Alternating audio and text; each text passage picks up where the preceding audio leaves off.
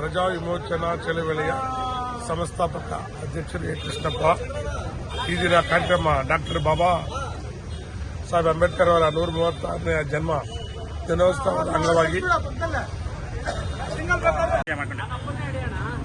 ಪ್ರಜಾ ವಿಮೋಚನಾ ಚಳವಳಿಯ ಸಂಸ್ಥಾಪಕ ಅಧ್ಯಕ್ಷರಾದ ನಾನು ಎ ಕೃಷ್ಣಪ್ಪ ಈ ದಿನ ಡಾಕ್ಟರ್ ಬಾಬಾ ಸಾಹೇಬ್ ಅಂಬೇಡ್ಕರ್ ಅವರ 134ನೆಯ ಜನ್ಮ ದಿನಾಚರಣೆ ಅಂಗವಾಗಿ ವಿಜೃಂಭಣೆಯಿಂದ ಕೋಲಾರಿನಲ್ಲಿ